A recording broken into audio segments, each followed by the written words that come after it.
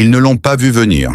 Un soir ordinaire, une télévision allumée, un plateau froid, des images montées pour provoquer le doute. Et soudain, une phrase tombe comme une accusation silencieuse. Influencé par l'Algérie.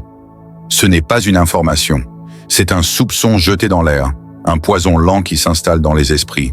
En quelques secondes, ce ne sont plus des élus qu'on regarde, mais des suspects. Plus des citoyens, mais des ombres. Dans son salon, un élu d'origine algérienne fixe l'écran. Il ne parle pas. Il ne bouge pas. Son regard se fige.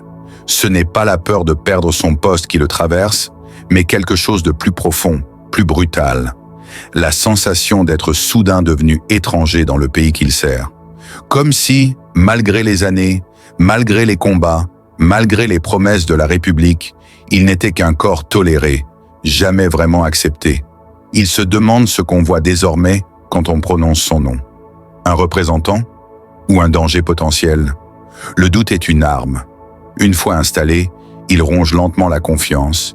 Il isole, il fait taire. Il transforme un visage en cible, une origine en accusation.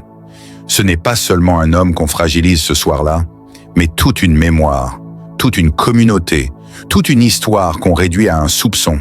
Et dans ce silence pesant, une humiliation symbolique s'abat, celle d'être sommé de prouver ce qui n'aurait jamais dû être remis en question. Alors dis-moi, si demain on te regardait comme un risque, simplement pour ce que tu es, comment réagirais-tu? Est-ce que tu te défendrais? Ou est-ce que tu comprendrais enfin ce que signifie être montré du doigt sans procès, sans preuve, sans droit à l'erreur? Si toi aussi tu sens qu'on dépasse une ligne rouge, écris simplement « Ils ont peur » en commentaire. Like, partage et dis-moi ce que tu ressens. Pas ce qu'on veut que tu penses. Ce qui est présenté comme une enquête n'en est pas vraiment une. Le choix éditorial opéré par France 2 n'explore pas les causes profondes de la crise diplomatique entre Paris et Alger, ni les décisions politiques qui ont mené à cette tension. Il se détourne de ces enjeux pour déplacer le regard vers des individus précis, identifiés non par leurs actes, mais par leur origine. Ce glissement n'est pas neutre. Il transforme une question géopolitique complexe en une suspicion ciblée, facile à comprendre, mais dangereuse dans ses effets. L'angle est clair, suggérer que certains élus seraient influencés par un État étranger, sans démontrer de faits concrets, sans établir de responsabilité vérifiable. Pour appuyer cette insinuation, le documentaire s'appuie sur des extraits d'un rapport attribué à la DGSE. Le document est évoqué, cité partiellement, mais jamais contextualisé, jamais confronté à des sources contradictoires. Son rôle n'est pas d'informer, mais d'installer un climat de doute. L'autorité supposée du renseignement devient ainsi un décor, une caution invisible, qui permet de suggérer sans prouver. La mécanique est subtile. Aucun mot n'accuse directement, mais chaque phrase oriente. Chaque silence devient une preuve implicite. Chaque regard filmé en gros plan renforce l'idée d'une dissimulation. L'expression de double allégeance n'est jamais proclamée, mais elle est construite image après image. L'élu ne parle plus en tant que représentant de la nation, mais comme un corps suspect, pris entre deux loyautés supposées. Ce n'est plus son discours qui est évalué, mais son identité. Le montage joue un rôle central dans cette mise en scène. Les séquences sont juxtaposées pour créer une tension artificielle. Des archives, des voix off graves, des transitions sombres, tout concourt à produire une atmosphère d'inquiétude. Le spectateur est guidé émotionnellement vers une conclusion qui n'est jamais formulée explicitement, mais qui s'impose par accumulation. La peur n'est pas déclarée, elle est suggérée, distillée, normalisée. Ainsi, ce qui devait éclairer devient un instrument de confusion. L'enquête ne révèle pas une vérité, elle fabrique un soupçon. Et ce soupçon, une fois lancé, ne vise plus seulement quelques élus, mais une catégorie entière de citoyens, désormais regardés à travers le prisme du doute. Il existe des blessures que le temps n'efface pas, seulement il les recouvre de silence. Elles se transmettent sans bruit, dans les regards, dans les non-dits, dans les mots qu'on évite.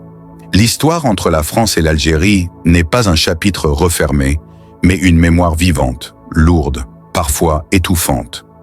Elle continue de respirer dans chaque accusation, dans chaque soupçon, dans chaque malaise qui surgit dès qu'un nom, un visage, une origine rappelle ce passé jamais apaisé. L'héritage colonial n'est pas seulement inscrit dans les livres, il est gravé dans les consciences. Il a façonné des rapports de domination, des hiérarchies invisibles, des réflexes de méfiance qui traversent les générations. Ils ne l'ont pas vu venir.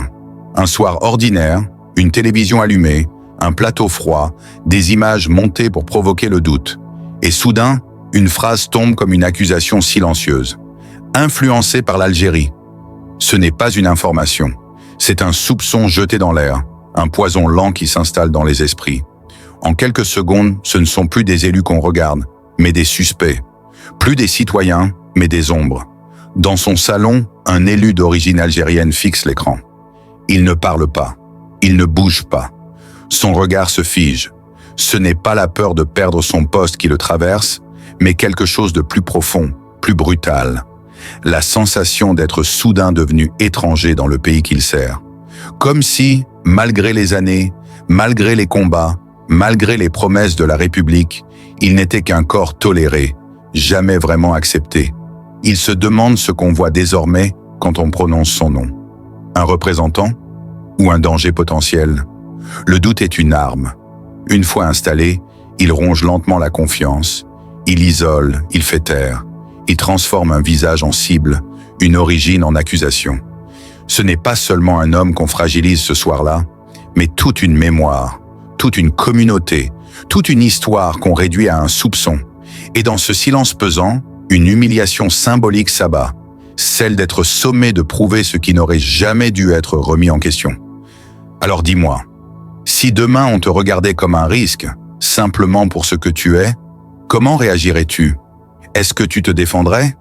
Ou est-ce que tu comprendrais enfin ce que signifie être montré du doigt sans procès, sans preuve, sans droit à l'erreur? Si toi aussi tu sens qu'on dépasse une ligne rouge, écris simplement « Ils ont peur » en commentaire. Like, partage et dis-moi ce que tu ressens. Pas ce qu'on veut que tu penses. Ce qui est présenté comme une enquête n'en est pas vraiment une. Le choix éditorial opéré par France 2 n'explore pas les causes profondes de la crise diplomatique entre Paris et Alger, ni les décisions politiques qui ont mené à cette tension. Il se détourne de ces enjeux pour déplacer le regard vers des individus précis, identifiés non par leurs actes, mais par leur origine. Ce glissement n'est pas neutre. Il transforme une question géopolitique complexe en une suspicion ciblée, facile à comprendre, mais dangereuse dans ses effets. L'angle est clair, suggérer que certains élus seraient influencés par un État étranger, sans démontrer de faits concrets, sans établir de responsabilité vérifiable. Pour appuyer cette insinuation, le documentaire s'appuie sur des extraits d'un rapport attribué à la DGSE. Le document est évoqué, cité partiellement, mais jamais contextualisé, jamais confronté à des sources contradictoires. Son rôle n'est pas d'informer, mais d'installer un climat de doute. L'autorité supposée du renseignement devient ainsi un décor, une caution invisible, qui permet de suggérer sans prouver. La mécanique est subtile. Aucun mot n'accuse directement, mais chaque phrase oriente. Chaque silence devient une preuve implicite. Chaque regard filmé en gros plan renforce l'idée d'une dissimulation. L'expression de double allégeance n'est jamais proclamée, mais elle est construite image après image. L'élu ne parle plus en tant que représentant de la nation, mais comme un corps suspect, pris entre deux loyautés supposées. Ce n'est plus son discours qui est évalué, mais son identité. Le montage joue un rôle central dans cette mise en scène. Les séquences sont juxtaposées pour créer une tension artificielle. Des archives, des voix off graves, des transitions sombres, tout concourt à produire une atmosphère d'inquiétude.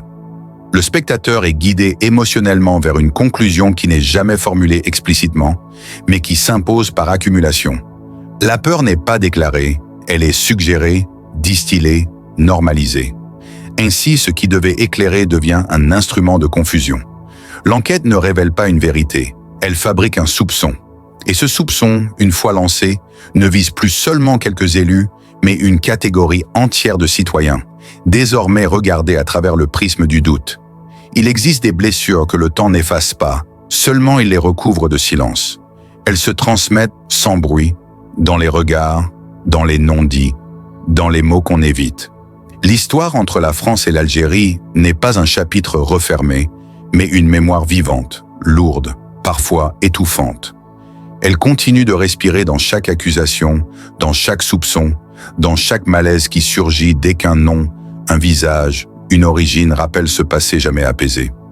L'héritage colonial n'est pas seulement inscrit dans les livres, il est gravé dans les consciences. Il a façonné des rapports de domination, des hiérarchies invisibles, des réflexes de méfiance qui traversent les générations. L'histoire montre que ce processus se répète à chaque époque. Quand les sociétés doutent d'elles-mêmes, elles cherchent un miroir pour détourner leur regard de leurs propres contradictions. Elles projettent leurs angoisses sur des visages, des origines, des identités qu'elles transforment en symboles de menace. Le danger n'est alors plus ce qu'on combat, mais ce qu'on devient en croyant se défendre. Et si au fond, ce soupçon n'était pas le reflet d'une force, mais celui d'une fragilité collective? Si ce n'était pas la loyauté qu'on cherche à tester, mais notre capacité à rester fidèles à nos principes? Alors dis-moi, quand la peur commence à gouverner, qui protège encore la vérité?